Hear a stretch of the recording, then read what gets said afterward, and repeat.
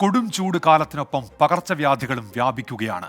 West Nile പനിക്കെതിരെ ജാഗ്രത പാലിക്കണം എന്നാണ് ആരോഗ്യവകുപ്പ് മന്ത്രി നൽകിയിരിക്കുന്ന നിർദ്ദേശം. വടക്കൻ ജില്ലകളിൽ വൈറസ് ബാധ റിപ്പോർട്ട് ചെയ്ത സാഹചര്യത്തിലാണ് ഈ ജാഗ്രതാ നിർദ്ദേശം. എന്താണ് വെസ്റ്റ് നൈൽ പനി, ചികിത്സ, രോഗപ്രതിരോധം, ഇതെല്ലാം എങ്ങനെയാണ്? ന്യൂസ് ഡെസ്കിൽ നിന്ന് സ്മിത ഹരിദാസ് തയ്യാറാക്കിയ ഒരു റിപ്പോർട്ട് കാണാം. മലപ്പുറം, കോഴിക്കോട്, തൃശൂർ ജില്ലകളിൽ വെസ്റ്റ് നൈൽ പനി റിപ്പോർട്ട് ചെയ്ത സാഹചര്യത്തിൽ ജില്ലകൾക്ക് ജാഗ്രതാ നിർദ്ദേശം നൽകിയിരിക്കുകയാണ് ആരോഗ്യവകുപ്പ്. എന്താണ് വെസ്റ്റ് നൈൽ എന്നല്ലേ?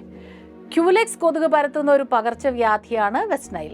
ജപ്പാൻ ജ്വരത്തിന് സമാനമായ രോഗലക്ഷണങ്ങളോടെയാണ് വെസ്റ്റ് നൈൽ പനിയും കാണാറുള്ളത്.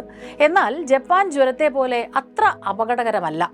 ജപ്പാൻ ജ്വരം സാധാരണയായി 18 വയസ്സിന് താഴെയുള്ള കുട്ടികളെയാണ് ബാധിക്കുന്നതെങ്കിൽ വെസ്റ്റ് നൈൽ പനി മുതിർന്നവരിലാണ് കൂടുതലായി കാണുന്നത്.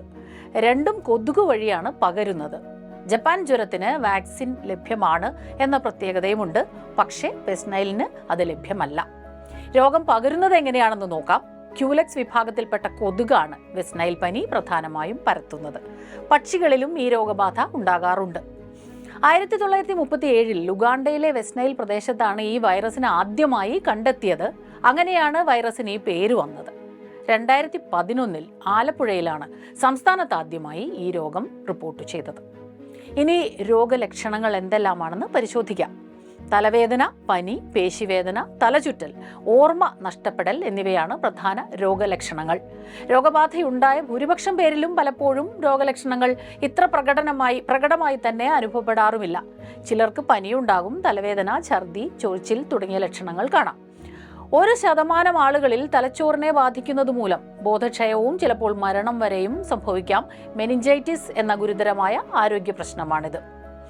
എന്നാൽ ജപ്പാൻ ജ്വരത്തെ അപേക്ഷിച്ച് താരതമ്യേന മരണനിരക്ക് വെസ്റ്റ് നൈലിൽ കുറവാണ്. രോഗപ്രതിരോധവും ചികിത്സയും എന്താണെന്ന് ഇനി പരിശോധിക്കാം. വെസ്റ്റ് നൈൽ വൈറസിനെതിരായ മരുന്നുകളോ വാക്സിനോ ലഭ്യമല്ല. രോഗലക്ഷണങ്ങൾക്കനുസരിച്ചുള്ള ചികിത്സയും പ്രതിരോധവും തന്നെയാണ് പ്രധാനമായത്. കൊതുക് കടി ഏൽക്കാതെ ശ്രദ്ധിക്കണം എന്നതാണ് ഏറ്റവും നല്ല പ്രതിരോധ മാർഗം.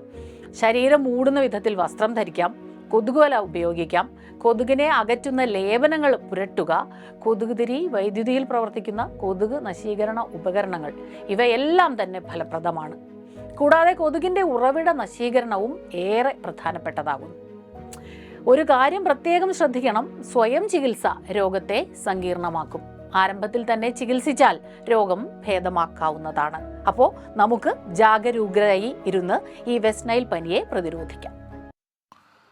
അപ്പോൾ വെസ്റ്റ് നൈൽ പനിയിൽ അതിൽ ജാഗ്രത വേണം. പ്രതിരോധ രീതികൾ അത് അവലംബിക്കാൻ ശ്രമിക്കുകയും ചെയ്യാം. ചൂടുമായി ബന്ധപ്പെട്ടുള്ള പ്രതികരണങ്ങൾ ഇപ്പോഴും വരുന്നുണ്ട്. പാർവതി പറയുന്നു, മെയ് 6 വരെ സംസ്ഥാനം ഒട്ടാകെ അവധി പ്രഖ്യാപിച്ചിരുന്നു. ആ അവധി മെയ് മാസം തീരുന്നതുവരെ എന്തുകൊണ്ട് നീട്ടിക്കൂടാ? ഓൺലൈൻ ക്ലാസ്സിലേക്ക് മാറാൻ ഞങ്ങൾ തയ്യാറാണ്. ആ രീതിയിൽ പോർഷൻസ് തീർക്കാമല്ലോ എന്നാണ് പാർവതി പറയുന്നത്. റേച്ചൽ ജോസ് പറയുന്നത്, ഓൺലൈൻ ക്ലാസ് ആക്കുമോ? അതാണിപ്പോൾ സൊല്യൂഷൻ. ഇപ്പോഴും ഈ ചൂട് സമയത്ത് പഠിക്കാൻ, അതിൽ ശ്രദ്ധ കേന്ദ്രീകരിക്കുന്നതിന് വളരെ പ്രയാസമാണ് എന്ന് റേച്ചൽ റോസ് ചൂണ്ടിക്കാണിക്കുന്നുണ്ട്. ഇതൊക്കെ അധികൃതരുടെ ശ്രദ്ധയിലേക്ക് വരേണ്ട കാര്യങ്ങളാണ്. പാലക്കാട് ചൂട് കനക്കുമെന്ന മുന്നറിയിപ്പിനിടെ 8-ാം തീയതി വരെ അവിടെ വിദ്യാഭ്യാസ സ്ഥാപനങ്ങൾക്ക് കളക്ടർ കഴിഞ്ഞ ദിവസം അവധി പ്രഖ്യാപിച്ചിരുന്നു. ആ നില മറ്റിടങ്ങളിലും വേണമെന്നുള്ള തരത്തിലൊക്കെ അഭിപ്രായ പ്രകടനങ്ങൾ ഇപ്പോൾ വന്നുകൊണ്ടിരിക്കുന്നുണ്ട്.